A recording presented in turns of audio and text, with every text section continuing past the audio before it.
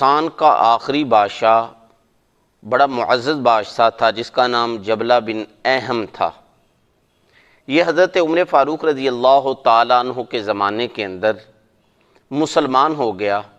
نہ صرف یہ کہ خود مسلمان ہوا بلکہ اپنے قبیلے کے جو لوگ تھے، اپنی رعایا کے جو لوگ تھے، ان کو بھی اس نے مسلمان کرنے کی کوشش کی اور اپنے ساتھ 500 آدمیوں کو مسلمان کر کے مدینہ منورہ کے لیے روانہ ہو گیا حضرت عمر فاروق رضی اللہ تعالیٰ عنہ کے پاس۔ حضرت عمر فاروق رضی اللہ تعالیٰ عنہ کو جب پتہ چلا کہ شاہ غسان کا بادشاہ جبلہ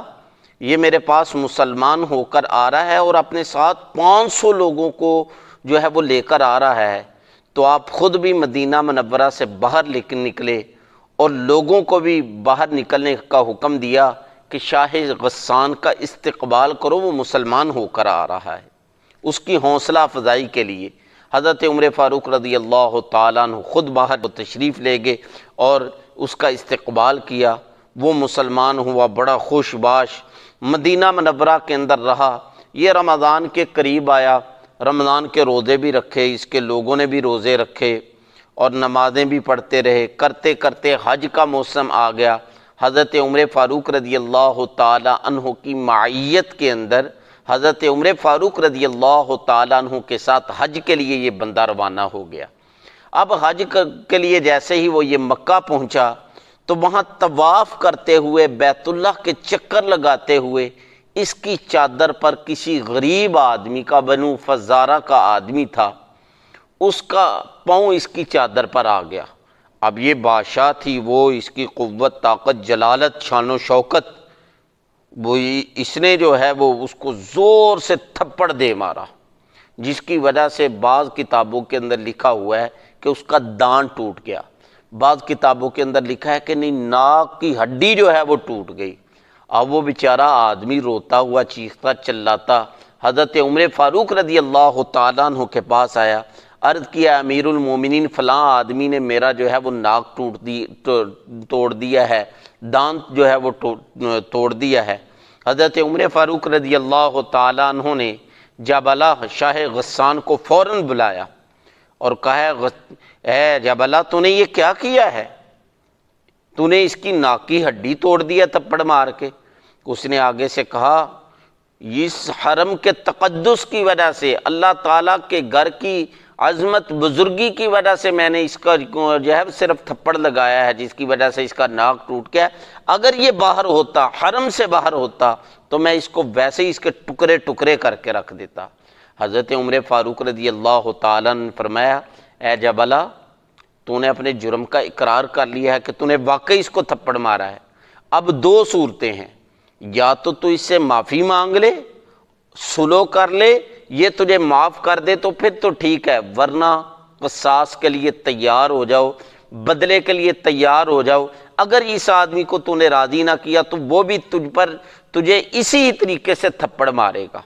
بعض کتابوں کے اندر لکھا ہے کہ چونکہ ناک کی ہڈی توڑ دی تھی، اس لیے کہا کہ قصاص کے لیے تیار ہو جاؤ، تیرا بھی جو ہے وہ ناک توڑا جائے گا۔ اب یہ اس نے کہا، اے امیر المومنین، عجیب بات ہے، میں مسلمان ہوا ہوں، ذلیل ہونے کے لیے مجھے مسلمان کیا ہے، میں بادشاہ ہوں، میں غسان کا معزز بادشاہ ہوں، میں مسلمان ہوا ہوں، تو آپ اس غریب آدمی کے سامنے مجھے ہاتھ جڑوائیں گے، اس غریب آدمی سے مجھے کہیں گے کہ معافی مانگے، اس غریب آدمی سے میں تھپڑ کھاؤں گا، یہ کوئی بات ہے؟ حضرت عمر فاروق رضی اللہ تعالیٰ نے فرمایا کہ بھائی، اسلام کے اندر غریب امیر کا کوئی فرق نہیں ہے، بڑے چھوٹے کا کوئی فرق نہیں ہے، بادشاہ اور فقیر کا کوئی فرق نہیں۔ اسلام کے اندر تو انصاف کی بات ہے، انصاف ہوتا ہے، انصاف کے ترازو کے اندر چھوٹا بڑا برابر ہے۔ اس نے کہا آگے سے شاہ غسان نے کہ پھر میں عیسائی ہو جاؤں تو بہتر ہے، پھر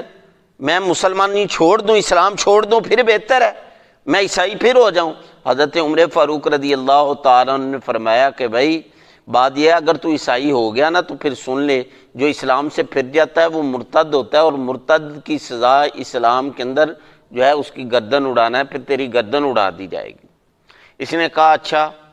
میں اس سے معافی مانگوں یا تھپڑ اس سے کھاؤں، مجھے ایک رات کا موقع دیجیے، صبح آپ مجھ پر جو ہے وہ جو سزا ہے وہ میری وہ دے دینا۔ جیسے ہی اس کو موقع ملا تو یہ راتوں رات نکل گیا اور شاہ روم کے پاس، روم کے بادشاہ کے پاس پناہ لی، وہاں شاہانہ زندگی گزارتا رہا۔ جیسے ہی بڑھاپا آیا پھر اسلام کی یاد آنی شروع ہو گئی، تو افسوس جو ہے وہ کرتے ہوئے اکثر یہ کہتا، ہائے میرا تکبر مجھے لے ڈوبا، میرا غرور مجھے لے ڈوبا، کاش میں حضرت عمر فاروق رضی اللہ تعالیٰ عنہ کی بات مان لیتا اور میں اس آدمی سے معافی مانگ لیتا یا اسے ایک تھپڑ جو ہے وہ مجھے وہ مار لیتا، میں وہ اسلام کی بہاریں دیکھتا۔ لیکن اس افسوس کے باوجود یہ مسلمان نہیں ہوا، عیسائیت کی حالت کے اندر جو ہے وہ دنیا سے رخصت ہوا، اسلام سے محروم ہوا۔ تو اس واقعے سے محترم سامعین میرے اور آپ کے لیے بہت بڑے جو ہیں وہ سبق ہیں جو مجھے اور آپ کو حاصل ہوتے ہیں۔ پہلا سبق یہ ہے کہ یہ دیکھیں کتنا یہ عظیم انسان تھا، اللہ تعالیٰ نے کتنی عظیم نعمت سے اس کو نوازا تھا، یعنی اسلام کی نعمت سے، لیکن اس کا غرور اور تکبر اس کو لے ڈوبا۔ غرور اور تکبر اور گھمنڈ کی وجہ سے یہ اسلام کی عظیم دولت سے محروم ہو گیا۔ اس نے معافی مانگنی گوارا نہ کی، اس نے اسے تھپڑ کھانا گوارا نہ کیا۔ اگر معافی مانگتا تو اس نے تو معافی دے دینی تھی، لیکن اس نے معافی مانگی نہیں غرور اور تکبر کی وجہ سے۔ تو دیکھیں میرے اور آپ کے پاس بھی اللہ تعالیٰ کی بہت ساری نعمتیں ہیں، میں اور آپ غرور اور تکبر نہ کریں، گھمنڈ نہ کریں، کہیں اللہ تعالیٰ کی وہ نعمتیں مجھ سے نہ چھن جائیں۔ اور دوسرا سب سے بڑا سبق اس واقعے سے ہمیں ملتا ہے کہ انصاف، جیسا کہ حضرت عمر فاروق رضی اللہ تعالیٰ عنہ نے اس کو کان کھول دیے، اس کی آنکھیں کھول دیں کہ دین اسلام کے اندر بادشاہ اور فقیر برابر ہیں، امیر غریب چھوٹا بڑا برابر ہیں، انصاف کے ترازو کے اندر جو بھی آتا ہے وہ برابر ہی ہوتا ہے۔ اسلام جو ہے وہ بے انصافی کی بات نہیں کرتا، اسلام جو ہے وہ بڑا کوئی دیکھ کر، امیر دیکھ کر، بادشاہ دیکھ کر